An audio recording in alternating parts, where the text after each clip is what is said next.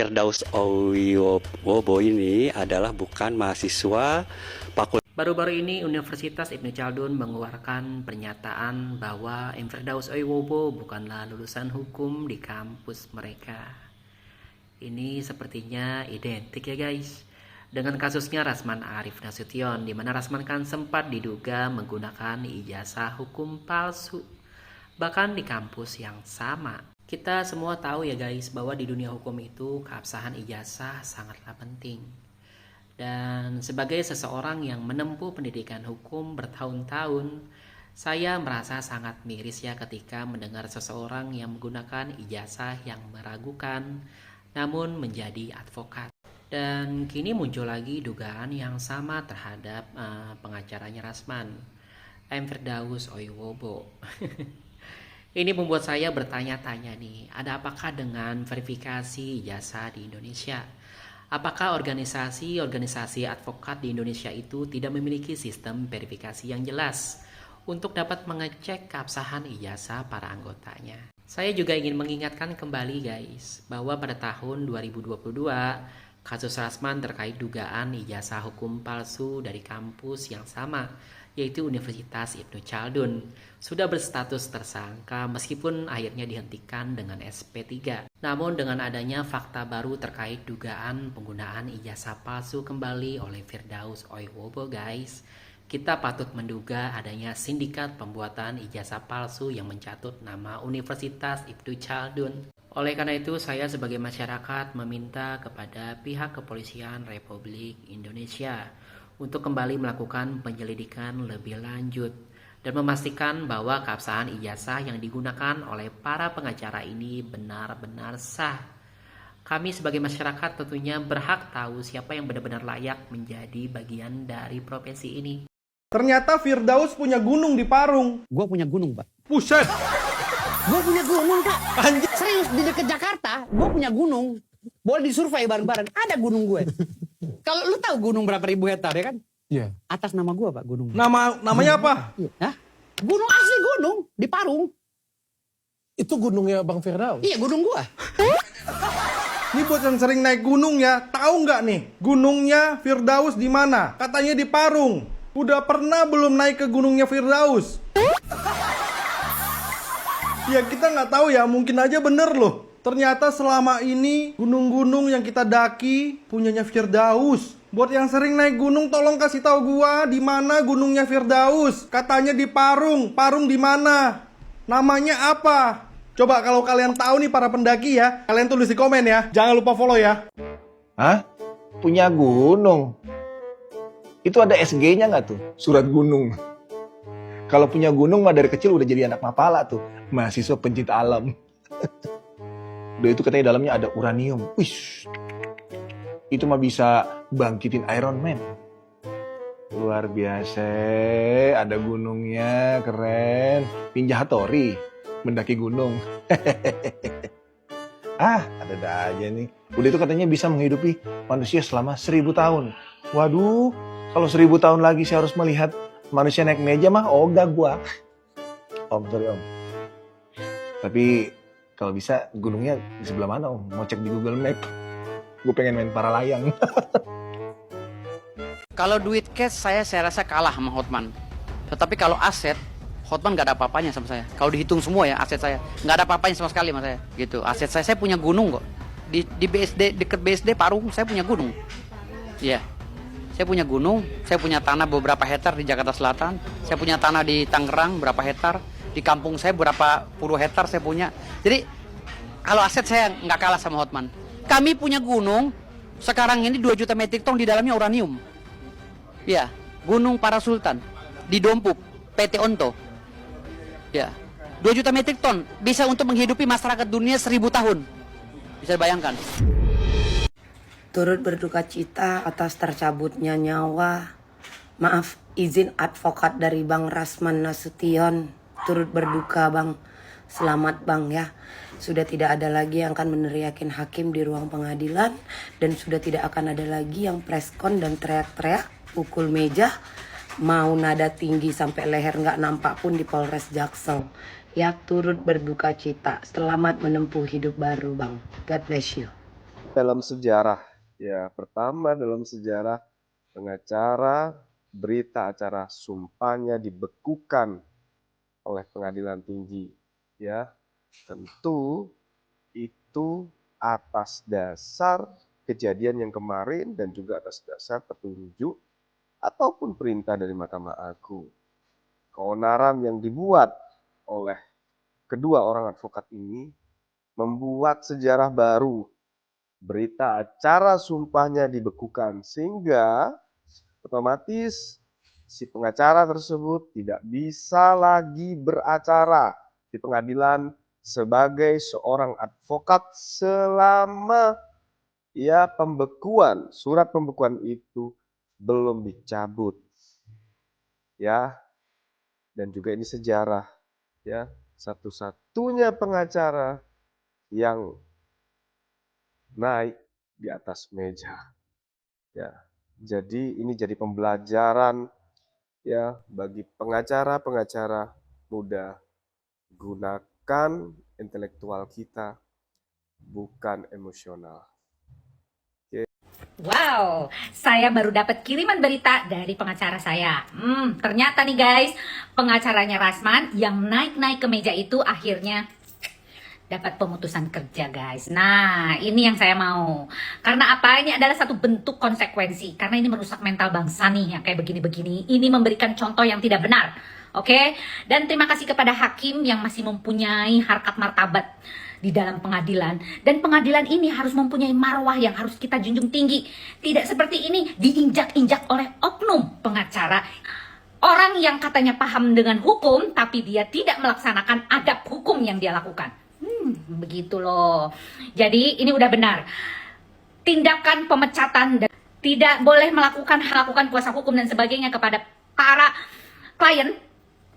Ini sudah top, Marco top. Terima kasih ya. Sekali lagi terima kasih. Mahkamah Agung juga ini sangat berperan. Gimana guys? Anda setuju dengan saya? Dia dipecat guys. Jangan sampai kepedean. Apapun alasannya, tetap kamu salah. Mau katanya dia bilang taekwondo lah, dia mau bagaimana, kayak kok bisa naik begitu, emang bisa terbang, bisa naik ke sana. Dan ada yang menuntun gitu. Siapa yang menuntun Anda? Lucu deh jadinya ya. Udah nggak usah pakai alasan-alasan tertentu ya. Apapun itu, adab dan etika Anda itu tidak sesuai dengan pendidikan yang Anda punya. Oke? Jadi saya minta tolong sama kalian, sama Anda khususnya, rubahlah sikap dan perbaiki diri. Apapun yang kalian lakukan, dan ini bukan masalah yang pertama kali. Anda sering sekali bikin kegaduhan-kegaduhan hukum ya yang ada di Indonesia ini gitu loh. Jangan sampai ya hal ini menulari atau memberikan contoh kepada lawyer-lawyer lainnya. Mudah-mudahan enggak ya. Cukup satu orang saja di Indonesia ini, oke? Jangan sampai hal ini terjadi lagi, dan ini adalah sebuah pelajaran berharga. Jangan meremehkan hukum sekecil apapun, oke? Salam, Lita Gading. Cak Soleh, jumlah pengacara di Indonesia sebenarnya ini ada berapa? Namanya 3. Loh, kok cuma 3? Di Surabaya aja ada banyak. Oh, itu pengacara temenan. Ya nggak temenan. Pengacara 3 yang saya masukkan di Indonesia itu ya Hotman, Rasman, Firdaus. Kenapa saya katakan pengacara di Indonesia cuma 3 orang ini? Soalnya isinya medsos itu ya Hotman, Rasman, Firdaus. Bulat orang telu kita. Di video saya kemarin, saya menghimbau kepada Mahkamah Agung untuk segera mencabut izinnya terhadap Rasman dan Firdaus. Hari ini, saya mendapatkan kabar yang baik bahwa Mahkamah Agung sudah membekukan berita acara sumpah terhadap Rasman dan Firdaus. Artinya apa? Rasman dan Firdaus sudah tidak bisa menjalankan prakteknya sebagai pengacara. Sudah tidak bisa menjalankan karirnya sebagai pengacara. Artinya sudah tidak lagi menjadi pengacara. Jadi saya mengapresiasi setinggi-tingginya terhadap keputusan Mahkamah Agung yang sangat amat tepat. Mahkamah Agung sudah mentelaah berdasarkan ketentuan Undang-Undang Advokat. Mahkamah Agung sudah mentelaah berdasarkan perbuatan dan sikap apa yang telah dilakukan oleh Rasman dan Firdaus yang tidak sama sekali mencerminkan profesinya sebagai pengacara.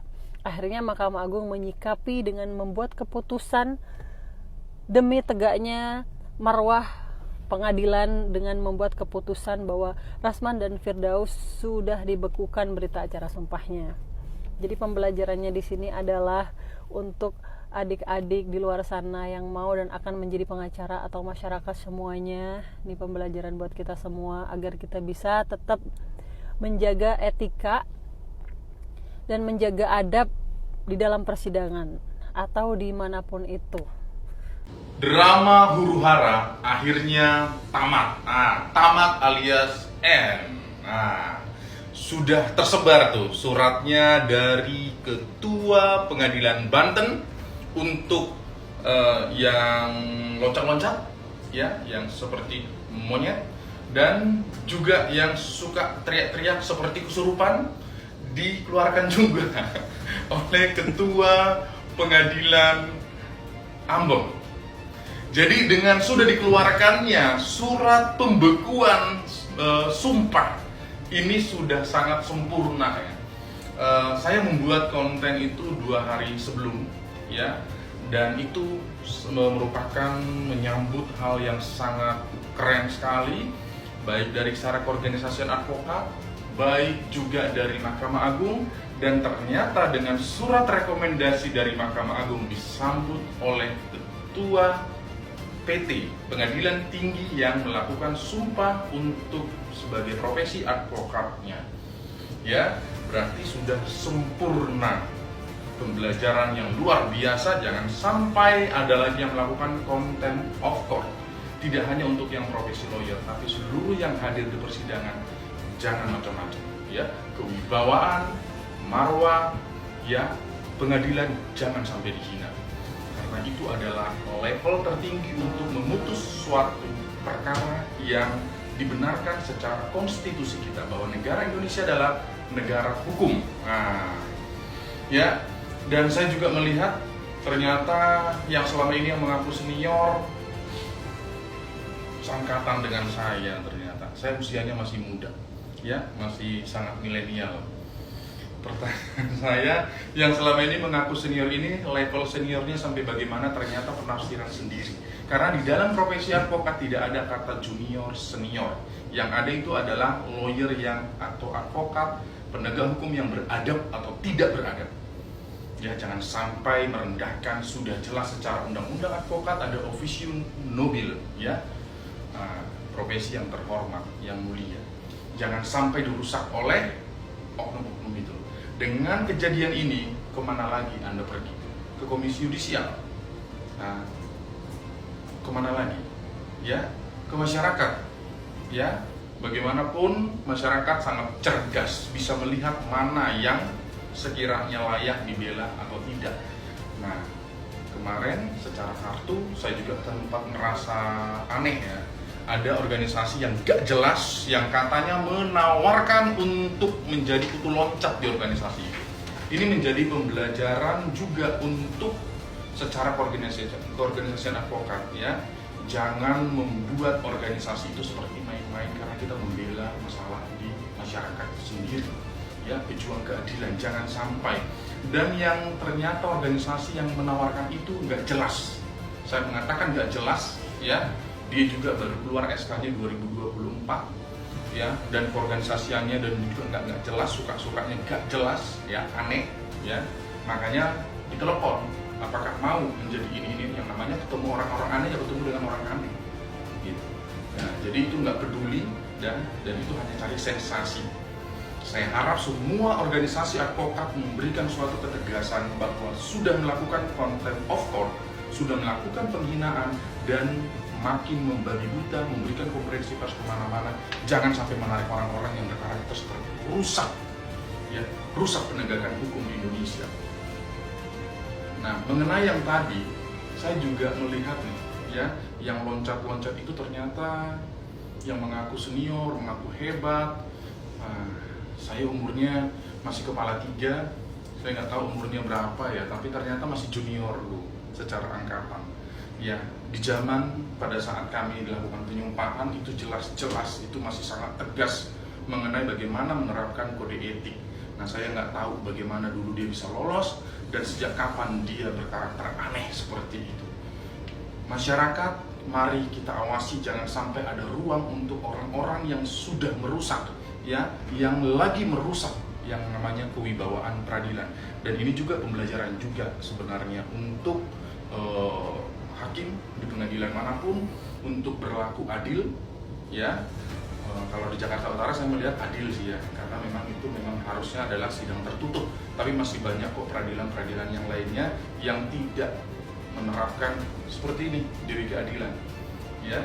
Tidak melihat siapa itu orangnya, tapi terapkan keseimbangan antara para yang bersengketa.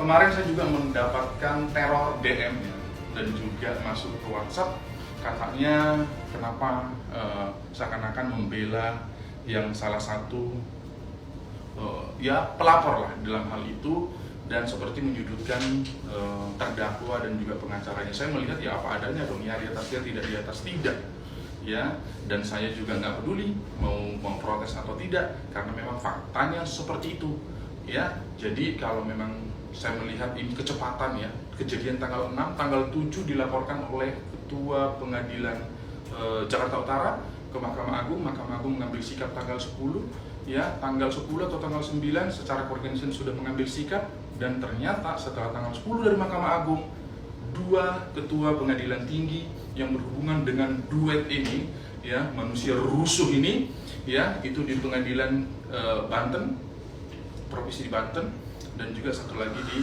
Ambon, ya. Semoga kita bisa memahami ini, bahwa ke depan kita harus menjalankan profesi kita, profesi apapun itu jalankanlah dengan baik, apalagi sesuai dengan sumpah jabatan, ya. Sumpah jabatannya itu tidak bisa dia asal ya seenak udel, ya, bagaimana dia. Dan semoga segeralah periksa kejiwaan Anda, biar ke depan mau apapun profesi Anda, ya, yang sudah dicabut, dibekukan, baik secara sumpah, baik secara keorganisasian, ke depan profesi apapun itu segeralah untuk bertobat, segeralah untuk waras, ya. Terima kasih, salam waras.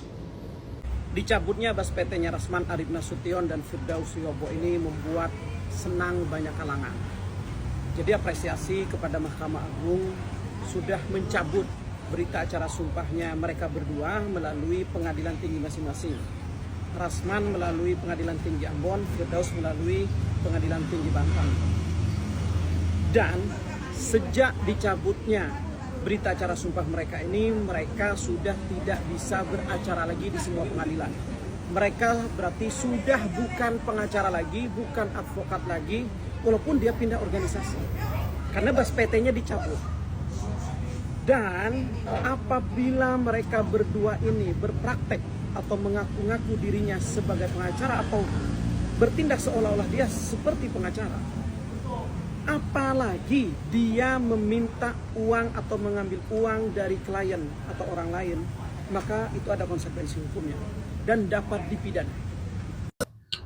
Saya baru baca media terkait dengan pembekuan izin praktek 2 advokat, yakni Rasman dan Firdaus. Apa yang dilakukan oleh Mahkamah Agung itu udah tepat. Kenapa? Karena kalau kemudian tidak diberi sanksi pencabutan berita acara sumpahnya dan izin prakteknya, maka dia akan pindah ke organisasi advokat lainnya seperti yang saya kemukakan di sebelumnya. Sudah benar apa yang dilakukan oleh Mahkamah Agung itu. Oleh karenanya terhadap advokat yang kemudian hobinya cawe-cawe, hobinya buat gaduh di dalam proses persidangan yang tidak sesuai dengan tata cara beracara di pengadilan, atau kemudian menyimpang daripada amanah Undang-Undang Advokat 18 tahun 2003, habis ya. Perlu disikat habis. Kenapa? Karena masyarakat ini butuh pendamping hukum yang kemudian benar-benar clear and clean, tidak bermasalah. Ini kadang-kadang advokat itu jadi unik.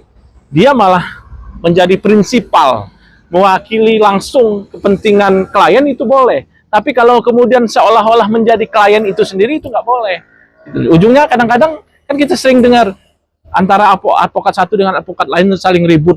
Kenapa? Karena dia terlalu ada pihak yang kemudian menjadi prinsipal yang harusnya lepas. Advokat itu hanya mendampingi kepentingan hukumnya, tidak kemudian kepentingan pribadi dari kliennya, gitu loh. Ini kadang-kadang salah. Mudah-mudahan single bar yang kita cita-citakan bisa terwujud sesuai dengan amanat dari Undang-Undang Advokat. Terima kasih.